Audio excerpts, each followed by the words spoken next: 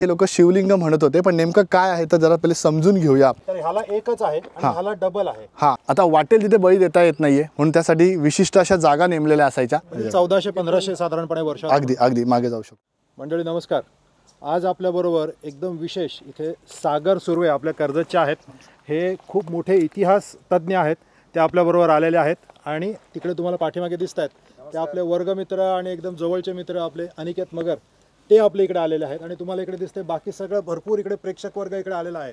नमस्कार. इथे आपल्या गडनीस बाई आहेत, आई आहे, आईच्या अजून सगळ्या वेगवेगळ्या मैत्रिणी आहेत, आरती आहे, आपल्याकडे प्रवीण आहे. तर आपण सगळेजण आता इकडे आहोत. महाशिवरात्रीला आपण व्हिडिओ केला होता की आपण इकडे येऊन ह्या आपल्याला जे वाटलं की ही पिंडी आहे आणि त्याची आपण इकडे पूजा केली होती. तर त्याच्यानंतर सागरदादांनी आपल्याला त्याच्याविषयी काय योग्य माहिती आहे ती योग्य माहिती आपल्याला समजून घेण्यासाठी आपल्याला ॲक्च्युली सागरदादा आलेले आहेत. तर सागरदादा प्लीज तुम्ही सांगा की ह्याचं काय वैशिष्ट्य आहे, कसं काय आहे प्लीज. नमस्कार, मी सागर सुर्वे, इतिहास अभ्यासक आणि संशोधक आहे आणि माझं आर्किओलॉजी झालेलं आहे. चंदनदादांनी टाकलेला एक व्हिडिओ बघितला होता महाशिवरात्रीला आणि त्यानंतर ते शिवलिंग आहे असं सांगण्यात आलेलं, पण ते नेमकं काय आहे हे सांगण्यासाठी आमचे अगदी चांगले संबंध असल्यामुळे ते नक्कीच हक्काने मी त्यांना फोन केला आणि सांगितलं की हे नेमकं काय आहे ते आपण समजून घेऊया. तर त्यानिमित्ताने मी इथे आलेलो आहे. सगळ्यात पहिले हा दिसतोय तो एक मोठा कातळ आहे आणि हे जे दिसतंय अगदी 45 डिग्रीमध्ये उतरलेला कातळ आहे. ह्याच्यामध्ये ही जी दिशा आहे या बाजूला आपण बघतोय पूर्व दिशा आहे आणि तिकडनं एक उल्हास नदी वाहते.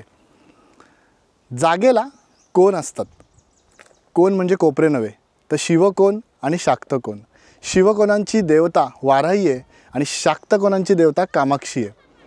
एखाद्या जागेच्या बाजूनी जेव्हा नदी वाहत असते म्हणजे जलतत्व जेव्हा वाहत असतं त्यावेळेला तिथे प्राचीन काळामध्ये त्या नदीच्या काठावरून काही व्यापारी वाटा गेलेल्या असतात. एक तर त्या बंदरात जातात, ए पॉईंट म्हणूया, आणि बी पॉईंट म्हणजे त्या देशावर घेऊन जातात आणि तिथे वेगवेगळे घाट असतात. त्या घाटाने ते व्यापारी तांडे वरती चढत असतात. परंतु एक विचार केला तर लक्षात येईल की व्यापारी तांड्यांबरोबर अनेक जण प्रवास करायचे. काही पर्यटक होते, काही भिक्षुक होते, काही धर्मप्रसारक होते, काही असेच फिरणारे होते की ज्यांना नोंदी करायला आवडायच्या. तर असंच ज्या वेळेला व्यापारी मार्गावरून ज्या वेळेला पब्लिक जात होती त्या वेळेला काही वेळेला सुफलना ज्याला म्हणतात की एखाद्या बाईची डिलिव्हरी म्हणा किंवा जे काही असेल, डेथ असेल, जे काही असेल ते त्या वेळेला घडत होतं. माणूस टोळीमध्ये राहत होता, त्याप्रमाणे जात होता, इकडे ए पॉईंट टू बी पॉईंट जात होता जसं मी मगाशी सांगितलं.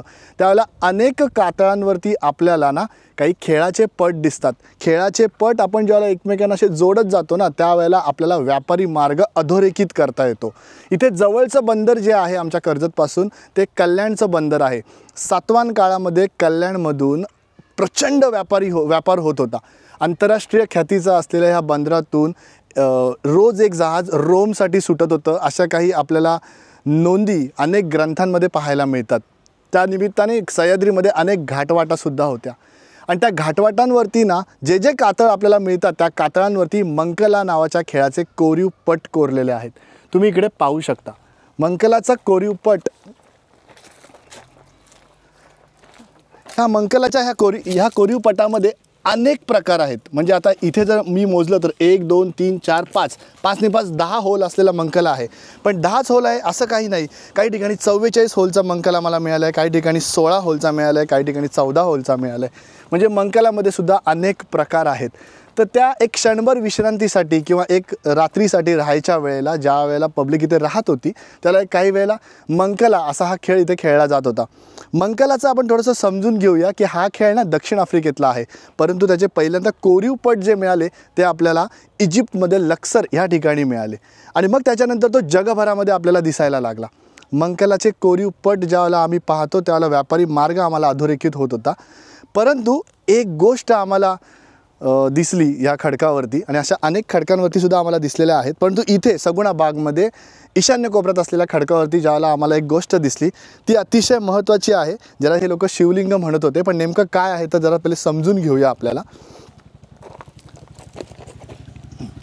इथे मध्ये एक उंचवटा आहे, ह्याच्यामध्ये इथे एक लाईन आहे केलेली, इथे दुसरी लाईन आहे केलेली, म्हणजे 2 कप मार्क्स आपल्याला दिसून येतात ह्याच्यामध्ये. याला वल्वा म्हणतात. सृजनशीलतेचे शिल्प किंवा मातृत्व दर्शवणारे शिल्प असे याची ख्याती आहे. म्हणजे नेमकं हे काय आहे तर तज्ज्ञांशी मी चर्चा केल्यानंतर हे सगळं सांगतोय तुम्हाला. की एखादी महिला ज्या वेळेला एखाद्या बाळाला जन्म देते त्यावेळेला ती नेमकी कुठे जन्म देणार हे ज्या वेळेला ठरत होतं त्यावेळेला हा 45 डिग्रीचा असलेला खडकावरती इकडे बसवून तिचं त्या बाळंतपण केलं जायचं आणि ते बाळ व्यवस्थितपणे जगलं ह्याचा अर्थ म्हणजे हा उंचवटा होय. आणि त्याच्यामुळे इकडे तुम्ही बघू शकता इथे खड्डा आहे आणि एक रेष आहे म्हणजे बाळाची डेथ झालेली आहे असं तज्ज्ञांचं मत आहे. ज्या वेळेला आपण ह्या खडकासंबंधी बोलतोय त्यावेळेला अशी सुफलना झालेलं म्हणजे अगदी जर मागे जायचं झालं तर 7व्या-8व्या शतकामध्येपर्यंत मागे जाऊ शकतो. सुफलना झालेली आपल्याला इथे पाहू शकतो आपण. याला वल्वासुद्धा म्हणतात. असे सुद्धा शिल्प आपल्याला अनेक ठिकाणी बघायला मिळतात. कर्जत तालुक्यामध्ये 29 वल्वा असलेलं एक ठिकाण मला सध्या तरी सापडलेलं आहे. म्हणजे असं नव्हे की फक्त इथेच आहे तर ते अनेक ठिकाणी सुद्धा मिळतात. याला कातळ शिल्प न म्हणता याला कातळातलं कोरीव शिल्प असा एक शब्द आपल्याला दिलेला आहे. आणि ह्या वल्वामुळे आपल्याला इथे सुफलना झालेली आढळते. जसं मी मगाशी म्हटलं की जागेला कोण असतात, शिवकोन आणि शाक्तकोन. त्यावेळेला इथे ज्यावेळेला आपण विचार करतो त्यावेळेला लक्षात येतं की इथे शाक्तकोन छेदला जात होता. तुम्ही त्या तिकडे पाहू शकता की तिथे असलेली उल्हास नदी म्हणजे जलतत्व, थोडासा उंचवटा असलेला हा भाग आणि इथे आल्यानंतर लक्षात येतं की अजून जास्त उंचवटा आहे. त्याच्यावरती असलेला खडक म्हणजे सुफलनेसाठी अगदी उत्तम असं शाक्तकोन इथे साधलं जात होतं. शाक्तकोनांची देवता कामाक्षी असल्यामुळे इथे सुफलना व्यवस्थितरित्या झालेली आपल्याला आढळते. तर असा हा खडक आहे. त्याच्यामध्ये मंकला सर की हा जो आपला आता ह्याला जे दोन काय आहेत ते अजून पण वेगवेगळे आहेत जसं की इथे आहे त्याच्यानंतर इथे अजून आपल्याला दिसतात इथे पण आहे. तर ह्याला एकच आहे आणि ह्याला डबल आहे. हा अगदी अगदी ह्याच्यामध्ये आणि ह्याच्यामध्ये काही असं काही वेगळा डिफरन्स वगैरे आहे का किंवा हे किती वर्ष जुनं असेल? हां एक साधारणतः 7व्या शतकापर्यंत आपण इथे मागे जाऊ शकतो. ह्याच्यामध्ये हे 2 कप मार्क्स आहेत इथे 1 आणि 2. ह्याच्यामध्ये इथे 1 कप मार्क आहे ह्याच्यामध्ये आणि हा एक रेष ओढलेली आहे. हे एजिंग झालेलं आहे, ह्याचं झीज झालेली आहे. म्हणजे नेमक्याला सांगता येणार नाही आपल्याला की याला 1 कप मार्क होता की 2 होते. परंतु सध्या तरी इथे सांगता येतं की हे सुद्धा योनी शिल्पच आहे याच्यामध्ये. आणि त्या वेळेला म्हणजे कालावधी वेगवेगळे आहेत. त्या कालावधीमध्ये तिथी मुलं जन्माला आलेली आहेत. ह्याच्यानंतर हा मंकलाचा पट आहे. म्हणजे असं नाही कोणत्या किती वर्षांपूर्वी एक साधारणतः 7व्या ते 8व्या शतकापर्यंत आपण सहज मागे जाऊ शकतो. त्याच्यामध्ये 7वा ते 8वा शतक म्हणजे किती एक 601 ते 699 म्हणजे आता याच्यामध्ये 2025 म्हणजे आता 21वं शतक चालू आहे. 1400-1500 साधारणपणे वर्ष अगदी मागे जाऊ शकतो आपण ह्याच्यात. सो आपल्याकडे 1400-1500 वर्षापूर्वीचा हा साधारणपणे आपल्याला हे योनी शिल्प इकडे आपल्याला दिसतंय. येस नक्कीच. थोडंसं एक प्रश्न हां विचारू का? हे टिकलं कसं काय एवढ्या या इतक्या बदलत्या याच्यामध्ये? लोकांना काही त्याच्याबद्दल माहिती होती म्हणून टिकलंय का कशामुळे हे? सगळ्यात महत्त्वाचं म्हणजे तुम्ही चांगला प्रश्न विचारला मॅडम की सगळ्यात महत्त्वाचं म्हणजे की हे जे दिसतंय ना हे शिवलिंग आहे. हे लोकांच्या भावना आहेत आणि साहजिकच शिवलिंग जिथे आहे तिथे आपल्याला आता भावना जोडल्या गेल्या, श्राद्धिक नजरेने आपण पाहिलं आणि ते टिकवलं. पण सगळ्यात महत्त्वाचं एक सांगू शकतो मी इथे की शिवलिंगाचं सोमसूत्र म्हणजे जे पाणी ओतल्यानंतर जे पाणी ज्या बाजूला सोमसूत्र हे ऑलवेज उत्तरेला असतं. याच्यामध्ये ते कधीच असं वेगवेगळ्या दिशांना दिसणार नाही. ते तर ते उत्तरेला असतं. खडकाचा स्लोप आणि तिथे दाखवलेलं ते रेष ते आपल्याला सांगते की हे वल्वा आहे आणि 2 कप मार्क्स असलेली वल्वा आहे याच्यामध्ये. आणि गुरुत्वाकर्षणाच्या नियमानुसार ज्या वेळेला एखादं गरोदर स्त्रीला डिलिव्हरी केली जाते त्यावेळेला तिला अशी झोपवून 45 डिग्रीमध्ये बाळ बाहेर येतं गुरुत्वाकर्षणानुसार आणि ते सुफलना होते तिथे. म्हणजे खूप व्यवस्थितरित्या करता येतं. तसा हा खडक आणि याचा सगळा अभ्यास केला तर लक्षात येतं की हा स्लोप आहे आणि त्याच्यावरती त्यांनी केलेलं आहे. असे इथे जसे आहेत ना खडगे तसे इथे पण येस अगदी खड्डा हां बरोबर आहे. तिथे आता मंकलाचा पट आहे.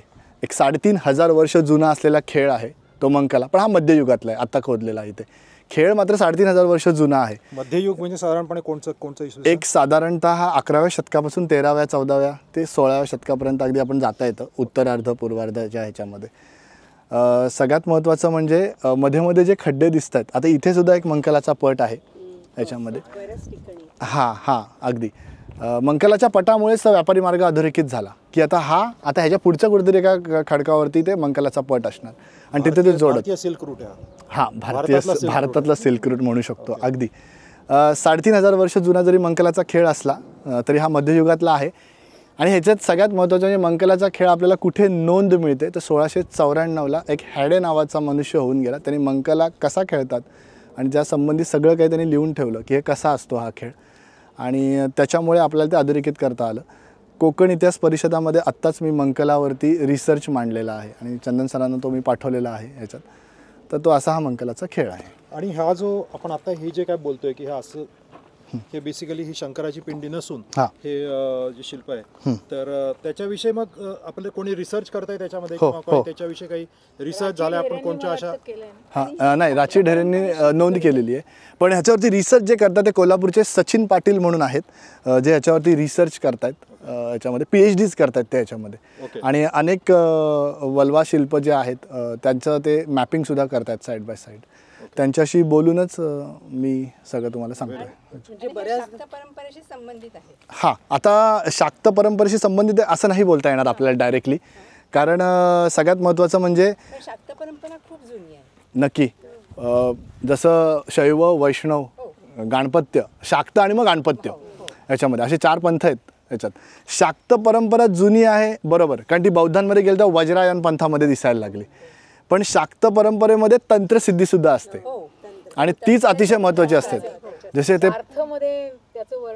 हां म्हणजे मुद्रा मैथुन मास मत्स्य जसे आपण सांगितलं जातं ते 5 मकार आहेत आणि त्याच्यामध्ये ते शाक्त परंपरा त्याच्यावरती अवलंबून आहे. पिलर्स आहेत ते त्याचे. सुफलना मोडल्यानंतर शाक्त जोडलं जाते कारण तिथे योनी शिल्प किंवा लिंग येते. जिथे लिंग पूजा येते तिथे शाक्त परंपरा येते याच्यामध्ये. पण प्रत्येकाला ती शाक्त परंपरा असेल असं नव्हे. काही वेळेला हे ठिकाणच असं आहे की इथे ते बाळ हेल्दी आहे आणि ते बाळ चांगलं जगलं तर साहजिकच जो ते दुसऱ्यांना पण सांगणार त्या ठिकाणी जाऊन डिलिव्हरी करा. जसं डॉक्टरांचे ॲडव्हर्टाईज केली जाते की तिथे हां एक्झॅक्टली. आणि मग त्याच्यामुळे अनेक जण येतात म्हणून आपल्याला 1 2 असे दिसत आहेत याच्यामध्ये. तर तो ते जे आहे तिकडे ते हां हे गेलेलं आहे गेलं पण असेल नाही हे बाळ गेलेलं आहे जेव्हा खड्डा केला जातो तो, आणि मग ते गेलेलं आहे असं ते म्हटलं जातं. सो सागर सर आपल्याला इथे समोर हे अजून एक मोठा जो खळगा दिसतोय हा कसला आहे? हां नक्की हे खळं आहे. ओके. आणि सगळ्यात महत्त्वाचं म्हणजे हे नैसर्गिक असेल का केलं असेल? हां केलं असेल ते, पण याच्यामध्ये कसं आहे माहिती आहे का अनेक प्रवाह आपल्याला मतप्रवाह त्यामध्ये करता येतात की मग डिलिव्हरीची वेळ जर दुपारची असेल भर उन्हात तर तिथे काहीतरी निवारा करायला त्याच्यामध्ये लाकूड वगैरे करून हां किंवा तळ इथेच पडतोय काय म्हणजे बाय डिफॉल्ट इथेच थांबायचं आहे आपल्याला येऊन. तर इथे म्हणजे कसं आहे त्या काळामध्ये असं म्हणतात की एक माणूस म्हणजे जो काही निघालेला असतो तो 20 किलोमीटर चालतो दिवसाला त्याच्यात. तर मग त्याला 20 किलोमीटर इथं येत असेल त्याचं आणि तो इथेच तळावरती राहत असेल तर त्या क्षणाला इथे राहायचं आहे आणि इथे जेवण शिजवायचं आहे. मग त्याचा उपयोग कुटायला किंवा चाटण वगैरे करायला जे काही करायला तिथे ते पटापट व्हायला पाहिजे आणि त्यासाठी पण ते केलं जातं. असे अनेक मतप्रवाह आहेत. अच्छा. सो असा हा जो आहे मंडळी तुमच्याकडे सुद्धा तुमच्या आजूबाजूच्या गावांमध्ये किंवा तुमच्या आजूबाजूच्या नदीच्या इकडे किंवा असं कुठेही इवन कोकणामध्ये कुठेही अशा प्रकारची कोणत्या प्रकारची शिल्प असतील तर प्लीज तुम्ही या व्हिडिओमध्ये तुम्ही सांगा आणि आम्हाला कॉमेंटमध्ये लिहा किंवा फोटो काढून ठेवा आणि आपल्याला ही संस्कृती जतन करून ठेवायला पाहिजे. 100% बरोबर नक्की. कारण की आता जसं बाई म्हणाल्या आपल्याला गणेशबाई आता म्हणाल्या की ह्याच्यामध्ये काही पैसे वगैरे आहेत का? आर्किओलॉजीमध्ये काही नाही. बरोबर समाधान आहे. पैसे वगैरे काही नाही. दुर्भाग्य आपल्या देशामध्ये की एवढा इतिहास आहे की आपल्या देशाला माणसांना त्याचं हे नाही मोल नाही. एक प्रकारे मुबलक आहे त्याच्यामुळे लोकांना त्याचं मोल नाही किंवा मुबलक आहे आणि आपल्याला ती सवयच नाही. हे जर का कोणी ब्रिटिश असते किंवा कोण दिसतं तर त्यांनी पटकन ह्याच्याविषयी खूप मोठा पेपर लिहून मे बी काय दुसऱ्या प्रकारचं म्युझियम तयार करून ठेवलं असतं. पण ठीक आहे काही प्रॉब्लेम नाही. आपल्याला जेवढं जमेल तेवढं आपण नक्की. सो मला असं विचारायचं की आपल्याकडे असे जे वेगवेगळे जे आपले काही असे हे आहेत कातळ आहेत त्या कातळांवरती जशी तुम्ही म्हणालात आम्हाला अगोदर वाटायचं की या पिंडी आहेत पण हे समजा योनिशिल्प जे आहेत ते योनिशिल्पांबरोबर काही वेळेला अशी खुरं दिसतात आपल्याला कोणत्या तरी जनावराची. मग ते कदाचित हरिण असेल किंवा काय माहीत नाही कदाचित मेंढी असेल बकरी असेल अशी लहान असतात ती खुरं. आपल्या इकडे सुद्धा अजून सगुणाबागेच्या काही ठिकाणी अशा 1-2 ठिकाणी मी अशी खुरं पाहिली होती. तर ती खुरं कशाविषयी असतात? ओके.